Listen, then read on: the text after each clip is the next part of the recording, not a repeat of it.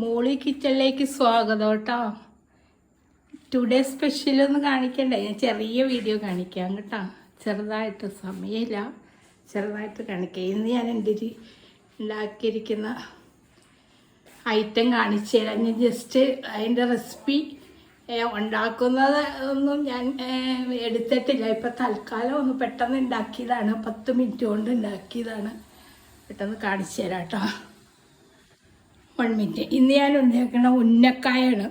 നമ്മൾ നോമ്പിനൊക്കെ ഉന്നക്കായ ഉണ്ടാക്കും. ഉന്നക്ക അറബിക് ഫുഡല്ല, നമ്മുടെ എല്ലാവരും ഇപ്പം ഉണ്ടാക്കുന്നതാണ്. കുറേ നാളായി ഉന്നക്കായൊക്കെ എല്ലാവരും ഉണ്ടാക്കുന്നതാണ്. ഉന്നക്കായ എന്ന് പറയാം. അത് ഞാൻ ഉണ്ടാക്കുന്നതൊക്കെ എന്തെങ്കിലും വെറൈറ്റി ആയിട്ടായിരിക്കും കേട്ടോ. സാധാരണ ഉണ്ടാക്കുന്നതൊക്കെ നിങ്ങൾ കാണണമല്ലോ, നിങ്ങൾക്ക് അറിയാവുന്ന കാര്യങ്ങളല്ലേ. അപ്പം ഞാൻ എന്തെങ്കിലും ഉണ്ടാക്കണമെങ്കിൽ ഇച്ചിരി വെറൈറ്റി ആയിട്ടുള്ളതൊക്കെ ഉണ്ടാക്കുന്നത് കേട്ടോ. ഇന്നിപ്പോൾ എനിക്ക് തോന്നി അതുണ്ടാക്കാം. അതിന് നമുക്ക് കുറച്ച് നേന്ത്രപ്പഴം ആവശ്യം. നേന്ത്രപ്പഴം വേണം. നേന്ത്രപ്പഴം ഒരു 3 നേന്ത്രപ്പഴം എടുക്കണം. നേന്ത്രപ്പഴം എടുത്തിട്ട് അത് വേവിച്ചുടച്ചെടുക്കണം. വേവിച്ചുടച്ചിട്ട് നമ്മൾ ഈ കോഴിക്കോട്ടൊക്കെ ഉണ്ടാക്കില്ല, അതുപോലെ നമ്മൾ ഷേപ്പായി. പക്ഷേ ഇതിൻ്റെ ഷേപ്പ് വ്യത്യാസമുണ്ട്. നമ്മൾ കുറച്ച് നീളത്തിലായിരിക്കും. ഉന്നക്കായുടെ നീളത്തിൽ. ഉന്നക്കായ ചെറുതുകൊണ്ട് വലുതുകൊണ്ട്. ഞാൻ ചെറുതായിട്ടാണ് ഉണ്ടാക്കണം, ഞങ്ങൾക്ക് ഡിന്നറിന് കഴിക്കാൻ വേണ്ടിയാണ്. അപ്പം ഞാൻ ഇച്ചിരി വലുതായിട്ടാണ് ഉണ്ടാക്കണം. അതിൻ്റെ ചെറുതുകൊണ്ട് അത് എണ്ണയിൽ പൊരിച്ചെടുക്കാം നമുക്ക്. ഫയർ ഫയറിൽ ഇപ്പോൾ എയർ ഫയറിൽ ഒഴിച്ചിട്ട് അത് ഫ്രൈ ചെയ്തെടുക്കാം.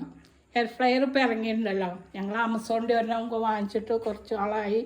അതാകുമ്പോൾ എണ്ണയില്ലാതെ നമുക്ക് ഫ്രൈ ചെയ്തെടുക്കാം. എണ്ണ വേണ്ട, എണ്ണ ഇപ്പം അധികം ഉപയോഗിക്കരുതെന്നല്ല പറഞ്ഞത്. നമ്മുടെ പ്രധാനമന്ത്രി പോലും പറയുന്നത് എണ്ണ കുറച്ച് ഉപയോഗിക്കുമെന്ന് പറഞ്ഞ് നാളെ മീഡിയയിലൊക്കെ കണ്ടായിരുന്നു. എല്ലാവരും എണ്ണയിൽ പൊരിച്ചധികം കഴിച്ചിട്ടാണ് അസുഖങ്ങൾ വരുന്നത് എന്നൊക്കെ പറയുന്നു. അത് കൂടുതലും റീയൂസ് ചെയ്ത എണ്ണകളാണ്. നമ്മൾ മിക്ക ഈ റോഡരിയിലൊക്കെ വിൽക്കുന്ന കണ്ടോ, റീയൂസ് ആയിരിക്കും മിക്കവിടെ. ചിലർ ഉപയോഗിക്കില്ല, പക്ഷെ എല്ലാവരും അങ്ങനെ ജെന്യുവിനായിട്ടൊന്നും ചെയ്യാറില്ല. ചിലർ യൂസ് ചെയ്ത് പിന്നെയും ഇട്ടാണ് യൂസ് ചെയ്തിട്ടുണ്ടാക്കുന്നത്. അപ്പോഴാണ് നമുക്ക് കൂടുതലിപ്പോൾ ക്യാൻസറൊക്കെ വരുന്നുണ്ട്. ഇപ്പോൾ ഒരു 100 പേരെ എടുത്തു കഴിഞ്ഞാൽ 70 പേർക്കും ക്യാൻസറാണ്. നമ്മൾ മാധ്യമങ്ങളിലും നമ്മൾ ടി വിയിലൊക്കെ കാണുന്നല്ലേ, രാവിലെ കണ്ടു കഴിഞ്ഞിട്ടുണ്ടെങ്കിൽ മിക്കവർക്കും ഹോസ്പിറ്റലിലോട്ടൊക്കെ ചെന്ന് കഴിഞ്ഞാൽ ക്യാൻസർ രോഗികളുടെ കളിയാണ്. നമുക്ക് കൂടുതൽ ഡോക്ടേഴ്സും നമുക്കൊക്കെ പറയുന്നത് എന്താണെന്ന് വെച്ചാൽ റീയൂസ് ചെയ്ത എണ്ണ കൊണ്ട് പൊരിച്ചുണ്ടാക്കുക. നമ്മൾ ഒരു പ്രാവശ്യം ഉണ്ടാക്കി കഴിഞ്ഞിട്ട് പിന്നെ അത് മാറ്റി വെച്ചിട്ട് പിന്നെയും അത് ഉപയോഗിക്കരുതെന്നാണ് അവർ പറയണത്. അത് ഉപയോഗിച്ചാൽ നമുക്ക് ഈ പറഞ്ഞ പോലെ ഹാർട്ടിന് അറ്റാക്ക് ഉണ്ടാവും, പിന്നെ സ്ട്രോക്ക് ഉണ്ടാവും, ഹൈ പ്രഷർ ഉണ്ടാവും.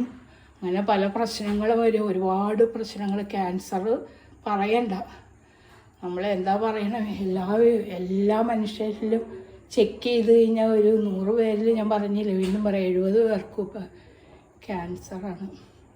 അത് തുടക്കത്തിൽ അറിഞ്ഞാൽ നമുക്ക് ട്രീറ്റ്മെൻറ്റിലൂടെ മാറ്റാം.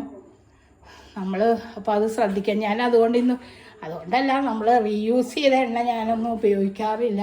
നമ്മൾ വളരെ സൂക്ഷിക്കണം. പിന്നെ ഞാൻ കുറച്ച് പറയാട്ടോ, അതൊന്നും സമയമില്ല. ഇന്നിപ്പോൾ ഞാൻ ഉണ്ടാക്കിയാണ് ഉന്നക്കായാണ്. അപ്പോൾ അത് പെട്ടെന്ന് നമുക്ക് ഉണ്ടാക്കാം. ടോട്ടൽ ഒരു 20 മിനിറ്റ് മതി നമ്മളത് ഉണ്ടാക്കിയിട്ട്.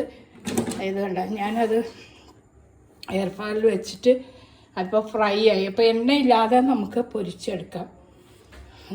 ഞാൻ പൊരിച്ച് ഞാൻ ഉണ്ടാക്കി വെച്ചിട്ട് ഞാൻ പ്രയറിന് പോയതാണ്. പ്രയറിൽ പോയി വന്നപ്പോഴത്തേക്ക് ഇത് റെഡി ആയിട്ടാണ്. അപ്പം നമ്മളത് മാറ്റി എടുക്കാം. ഓരോന്നായിട്ട് നമുക്ക് എടുക്കാം.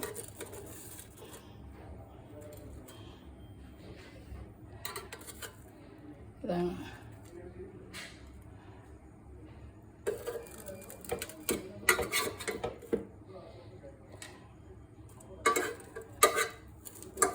ഇത് നമുക്ക് ഇതൊരെണ്ണോ നമുക്ക് ഒരു ഡ്രിങ്ക്സോ ഉണ്ടെങ്കിൽ നമുക്ക് കുടിക്കാം. ഞാൻ ഇന്ന് ഉണ്ടാക്കിയിരിക്കുന്ന ഡ്രിങ്ക്സ് ഹാപ്പി സ്ട്രോബെറിയുടെ ഡ്രിങ്ക്സാണ്. സ്ട്രോബെറി വാനിലയുടെ ഒക്കെ ഉണ്ടല്ലോ, അപ്പോൾ എല്ലാത്തിൻ്റെയും കിട്ടും. ഗ്രീനുണ്ട്, ഗ്രേപ്പ് കളറുണ്ട്, സ്ട്രോബെറി ഉണ്ട്, പിസ്തയുണ്ട്. നമുക്ക് ആ ഡ്രിങ്ക്സ് മിക്സ് ചെയ്തെടുക്കാം. അതിൻ്റെ ലിക്വിഡ് വാങ്ങാൻ കിട്ടും. പക്ഷെ ഞാനിത് ഞാനിത് ഫ്രൂട്ട്സ് വെച്ച് ഉണ്ടാക്കിയെടുത്ത സ്ട്രോബെറി പോലെ ഉണ്ടാക്കിയെടുത്ത സ്ട്രോബെറിയുടെ കുറച്ച് എസൻസ് ഒഴിച്ചു. അങ്ങനെ അതും ആണ് ഉന്നക്ക കേട്ടോ. ഉന്നക്ക എന്ന് പറയുക, ഉന്നക്ക ഫ്രൈ ചെയ്തെടുത്താൽ ഞങ്ങൾ എണ്ണയിൽ പൊരിച്ചെടുക്കണേലും നമുക്ക് കൂടുതൽ അസുഖങ്ങളൊക്കെ വരാതിരിക്കണ ഇതാണ്. എന്ന് വെച്ചാൽ എണ്ണ കഴിക്കുന്നവർക്ക് കുഴപ്പമില്ല, എണ്ണ കൂടുതൽ കുറയ്ക്കാമെന്ന് വെച്ചിട്ടാണ് കേട്ടോ. ഉന്നക്ക ഞാൻ കുറച്ച് വലിപ്പത്തിൽ ഉണ്ടാക്കുന്നത്. ഇതിൻ്റെ ചെറുതും ഉണ്ടാക്കാം കേട്ടോ. ഇത് ഒരെണ്ണം കൊണ്ട് 2 എണ്ണം ആയിട്ട് കൊടുക്കാം കേട്ടോ. ഇതാണ് ഇന്ന് ഞങ്ങൾ കഴിക്കാൻ പോണ ഫുഡ് കേട്ടോ. ഓക്കെ ബായ്, വീണ്ടും കാണാം കേട്ടോ. ജസ്റ്റ് ഒന്ന് എടുത്താണേ. Okay bye.